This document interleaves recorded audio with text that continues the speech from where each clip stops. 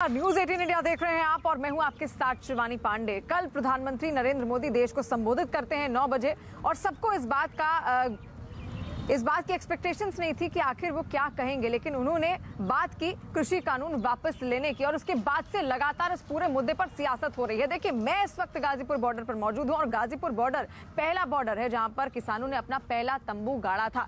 और तस्वीरें अगर मैं एक बार सबसे पहले आपको गाजीपुर बॉर्डर की दिखा दूं तो देखिए, अभी भी लगातार किसानों के तंबू यहां पर लगे हुए हैं, क्योंकि अब जब से ये फैसला आया उसके बाद से उम्मीद की जा रही थी कि किसान हटेंगे, लेकिन किसानों ने यहां पर अब एक और नई मांग रख दी है। और राकेश टिकैत ने तो पहले ही कह दिया है कि जब तक लिखित रूप से पूरे कृषि कानून रद्द नहीं हो जाते तब तक वो यहां से नहीं हिलेंगे। और अभी भी आप देख सकते हैं माहौल पूरा बना हुआ है, किसानों के तंबू यहां पर लगे हुए हैं। अब साथ साथ उन्होंने एमएसपी पर कानून लाने की बात कर दी है, यानी कि अभी भी पेंच फंसा हुआ है। हालांकि आज बैठक भी होगी, उसमें किसानों की आगे की रणनीति क्या होगी, सबसे दिलचस्प बात यही होगी, क्योंकि किसान अभी भी लगातार अड़े हुए हैं। उन्होंने कहा है कि इतनी जल्दी हम बॉर्डर खाली नहीं करेंगे, क्योंकि एमएसपी को लेकर अभी कानून नहीं बना है। हालांकि प्रधानमंत्री नरेंद्र मोदी ने, जैसा कि कल अपने संबोधन में जिक्र भी किया, कि काफी कोशिश की गई थी किसानों को समझाने की, लेकिन वो नहीं समझा पाए। एमएसपी का भी एक बड़ा सवाल है, उस पर भी कानून बन जाए, क्योंकि किसान जो फसल पैदा करता है वो कम रेट में बेचता है और उससे बड़ा नुकसान किसानों को होता है। अभी तो बातचीत करेंगे ना, यहाँ से कैसे जाएंगे। कल बहुत से कानून हाउस में हैं, उनको फिर ये लागू करेंगे, उस पर हम बातचीत करना चाहते हैं। मीटिंग है संयुक्त किसान मोर्चे की, और जो भी उसमें डिसाइड होगा उसके बाद में हम ऑथेंटिक बयान उसके बाद में देंगे। हाँ, नहीं ठीक है, क्योंकि 11 महीने से 750 से ज़्यादा लोग शहीद हुए, और अगर सरकार पहले इस पर काम कर लेती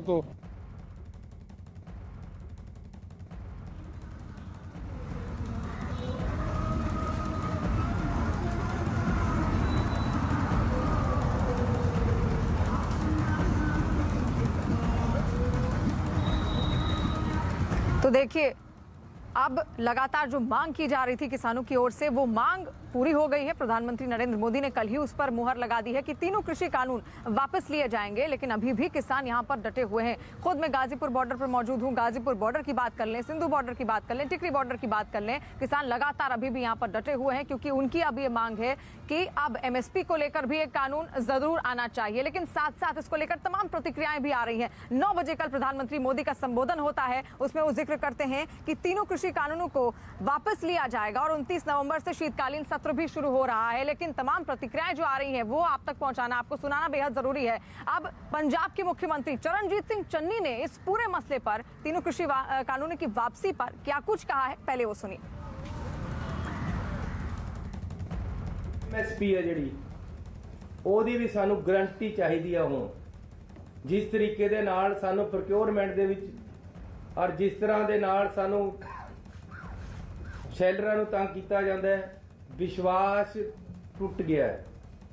ਇਹਨੂੰ ਜੋੜਨ ਵਾਸਤੇ ਐਮਐਸਪੀ ਹੈ ਜਿਹੜੀ, ਇਹਨੂੰ ਸਟੈਚੂਟਰੀ ਪ੍ਰੋਵੀਜ਼ਨਸ ਦੇ ਵਿੱਚ ਲੈ ਕੇ ਬਾਈ ਲਾਅ ਸਾਨੂੰ ਐਮਐਸਪੀ ਮਿਲਣੀ ਚਾਹੀਦੀ ਹੈ। तो पंजाब के मुख्यमंत्री चरणजीत सिंह चन्नी को आप सुन रहे थे, और विपक्ष की ओर से, विपक्ष के तमाम नेताओं की ओर से तमाम प्रतिक्रियाएं भी आ रही हैं, वो भी आपको सुनाएंगे। आरजेडी अध्यक्ष लालू प्रसाद यादव का इस पूरे मसले को लेकर क्या कुछ कहना है, वो भी आप सुनिए। बात करते हैं आरजेडी के राष्ट्रीय अध्यक्ष लालू प्रसाद यादव से। सर, 3 जो कृषि कानून आए थे उसको वापस लेने का फैसला किया गया है। प्रधानमंत्री ने कहा है कि संसद के आगामी सत्र में इसको वापस किया जाएगा। विश्व का सबसे लंबा और शांतिपूर्ण सत्याग्रह हुआ अपने देश में, किसानों ने किया, बिना खून खराबी के अपना बलिदान दे करके लोगों ने सत्याग्रह किया। एमएसपी है, एमएसपी उसको आप वापस करिए, लागू करिए नए सिरे से।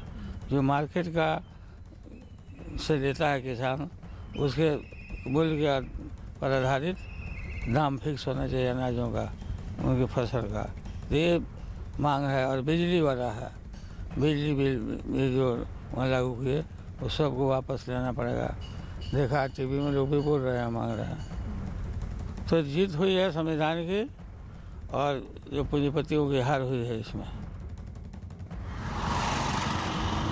तो देखिए तमाम प्रतिक्रियाएं आ रही हैं, लेकिन कल जब प्रधानमंत्री नरेंद्र मोदी 9 बजे इस बात का ऐलान करते हैं कि तीनों कृषि कानून वापस लिए जाएंगे, क्योंकि काफी लंबे समय से लगभग 1 साल का समय पूरा होने वाला है, लेकिन किसान लगातार डटे हुए हैं। खासतौर पर अगर स्थानीय लोगों की बात जरूर हो रही है, लेकिन साथ साथ तमाम जो प्रतिक्रियाएं आ रही है वो हमने आपको बताया। केंद्रीय कृषि मंत्री ने भी प्रधानमंत्री नरेंद्र मोदी के इस फैसले पर उनका आभार जताया और उन्होंने ये भी कहा कि इन कानूनों को फायदा किसानों को नहीं मिल पाएगा। और क्या कुछ कहा केंद्रीय कृषि मंत्री नरेंद्र सिंह तोमर ने, वो सुनिए। प्रधानमंत्री जी ने आज गुरु नानक देव जी के प्रकाश पर्व के अवसर पर इन तीनों कानूनों को रद्द करने, रिपील करने का जो निर्णय किया है वह निश्चित रूप से स्वागत योग्य है। एक समिति बनाई जाएगी। इस समिति में केंद्र सरकार, राज्य सरकार, किसान, वैज्ञानिक, अर्थशास्त्री, ये सब उस समिति में रहेंगे। यह समिति एमएसपी को प्रभावी और पारदर्शी बनाने की दिशा में और बाकी विषयों को समेटकर अपनी रिपोर्ट देगी। वह रिपोर्ट आने वाले कल में किसानी के क्षेत्र में लाभप्रद होगी, ऐसा मुझे विश्वास लगता है। और इस दृष्टि से आज प्रधानमंत्री जी ने जो निर्णय किया है यह उनके बड़प्पन और किसानों की भावनाओं के प्रति संवेदनशीलता का परिचायक है। मैं इस ऐतिहासिक निर्णय के लिए प्रधानमंत्री जी का हृदय से धन्यवाद करता हूं, आभार प्रकट करता हूं।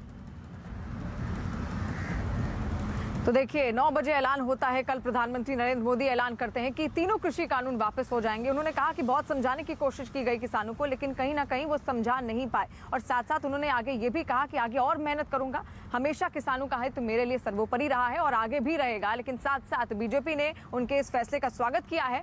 और उत्तर प्रदेश के मुख्यमंत्री योगी आदित्यनाथ ने क्या कुछ कहा है वो सुनिए। उन्होंने प्रधानमंत्री मोदी के इस फैसले का स्वागत किया और उसको स्वागत करते हुए और क्या कहा सुनिए।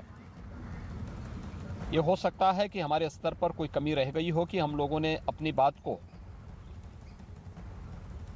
उन लोगों को समझाने में हम लोग कहीं ना कहीं विफल रहे, जिसके कारण उन्हें आंदोलन के रास्ते पर आगे बढ़ना पड़ा था।